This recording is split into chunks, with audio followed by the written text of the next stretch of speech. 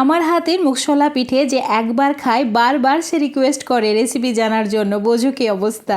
এতটাই দুর্দান্ত স্বাদের হয় যে তোমরাও একবার বানিয়ে খেলে তোমরাও বলবে কি দারুণ একটা পিঠে খেলাম। আজকে আমি পৌষ সংক্রান্তি স্পেশাল মুগশলা পিঠে রেসিপি শেয়ার করব। এটা তৈরি করা খুবই সহজ। মুগশলা পিঠে তৈরি করার জন্য প্রথমে পুরটা রেডি করে নেব। কড়াইয়ে দিয়ে দিচ্ছি 1 কাপ মতো দুধ। এটা আগে থেকে জাল করে নিয়েছিলাম। চুলোর আঁচ মিডিয়ামে রেখে দুধের মধ্যে দিয়ে দিচ্ছি কোরানো নারকেল 1 বাটি আর হাফ বাটি মতো চিনি। যে যেমন মিষ্টি খেতে পছন্দ করো সেই হিসাবে চিনির পরিমাণটা কম বেশি করে নিতে পারবে। এবার দিয়েছি 4 চামচ মতো গুঁড়ো দুধ আর 3টি এলাচ। এলাচটা ফাটিয়ে তারপর অ্যাড করবে। তোমরা চাইলে এলাচের গুঁড়োও দিতে পারো। এবার একটু সময় নিয়ে নাড়াচাড়া করে নিতে হবে যতক্ষণ না এটা ঘন হয়ে আসে। 5-6 মিনিটের মধ্যে এটা খুব ভালোভাবে ঘন হয়ে আসবে আর ঠিক এইরকম একটা মিশ্রণ রেডি হয়ে যাবে। আরও 2-3 মিনিট মিডিয়াম ফ্লেমে আমি মিশ্রণটা রেডি করে নিয়েছি। একদম ভালোভাবে পুরটা রেডি হয়ে গেছে। প্লেটের মধ্যে তুলে ঠান্ডা করে নিতে হবে। এবার কড়াইটা ধুয়ে নিয়ে চুলোর ওপর বসিয়ে নিয়েছি আর একটা নির্দিষ্ট বাটির মাপ করে 1 বাটি জল অ্যাড করে দিলাম আর 1 বাটি থেকে একটু কম পাটালি খেজুর গুড় আমি এখানে অ্যাড করেছি। তোমরা যে কোনো গুড় নিতে পারো।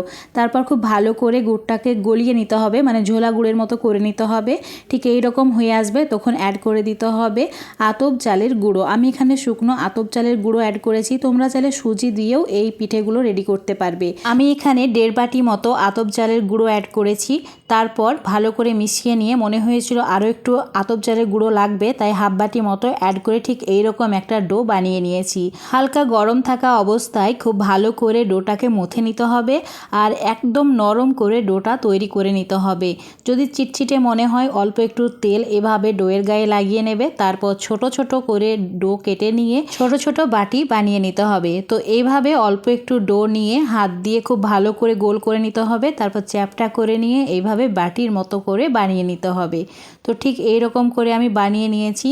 এবার যে পুরটা আমরা ঠান্ডা করতে রেখেছিলাম সেটা খুব ভালোভাবে ঠান্ডা হয়ে যেয়ে এরকম জমে গেছে। এবার এই ক্ষীর বা পুরটা বাটির মধ্যে নিয়ে নিতে হবে। আমি 1 চামচের একটু কম করে পুরটা নিয়েছি। তারপর 2 সাইড এইভাবে চিমটি কেটে জয়েন করে দিতে হবে। একসঙ্গে খুব ভালো করে জয়েন করে দিয়ে এইভাবে সাইডটাকে উল্টে দিতে হবে। উল্টে দিলেই খুব সুন্দরভাবে এই পিঠেটা রেডি হয়ে যাবে। আর পিঠের 2 প্রান্ত একটু এইভাবে ঘষে নিয়ে সরু করে দেবে, তাহলে পিঠেটা দেখতে অনেক বেশি লোভনীয় লাগবে। এই পিঠেগুলো তৈরি করা খুবই সহজ। শীতে যত রকমের পিঠে খেয়েছি বা বানিয়েছি আমার কাছে সবচেয়ে সহজ মনে হয় এই মুগশলা পিঠে। এই মুগশলা পিঠেগুলো তৈরি করা যেমন সহজ, খেতেও সেই রকম দারুণ সুস্বাদু আর লোভনীয়। তো একইভাবে আমি সব মুগশলা পিঠেগুলোকে রেডি করে নিচ্ছি। প্রথমে 1 থেকে 1.5 চামচ মতো পুর এইভাবে দিয়ে মুখটা খুব ভালো করে বন্ধ করে নিচ্ছি। অবশ্যই মুখটা খুব ভালো করেই বন্ধ করতে হবে, নইলে যখন আমরা এই মুগশলা পিঠেগুলো ভাজবো তখন কিন্তু তেলের মধ্যে ফেটে গিয়ে মানে তেলটা পুরো নষ্ট হয়ে যাবে আর তেল গায়ে পড়তে পারে। তো মুখটা খুব ভালো করে বন্ধ করে নেবে আর 2 সাইডটা ঠিক এইরকম সরু করে দেবে, তাহলে দেখতে খুবই ভালো লাগবে। তো সবগুলো আমি রেডি করে নিয়েছি। আমার সব মুগশলা পিঠেগুলো একই সাইজের হয়েছে আর দেখতে খুবই লোভনীয় লাগছে। তোমরাও এইভাবে তৈরি করে নেবে। এবার এগুলো ভেজে নেওয়ার জন্য তেল খুব ভালো করে গরম করে নিতে হবে আর চুলোর আঁচটা মিডিয়াম টু হাই করে রাখতে হবে। তারপর তেলের মধ্যে পিঠেগুলোকে অ্যাড করে দিতে হবে। যখন একটা সাইড হয়ে আসবে তখন একটা হাতা বা খুন্তি দিয়ে এইভাবে উল্টে দিতে হবে।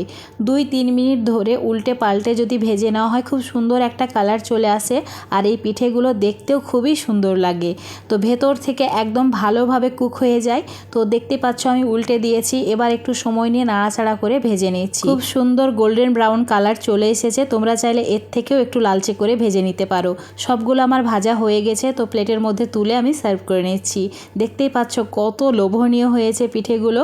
আমি 2 ধরনের মানে 2 রকম করে একটু ভেজেছি, একটু কালচে আর একটু গোল্ডেন করে। আশা করছি আজকের এই মুগশলা পিঠে রেসিপিটা দেখে তোমাদের খুবই ভালো লেগেছে।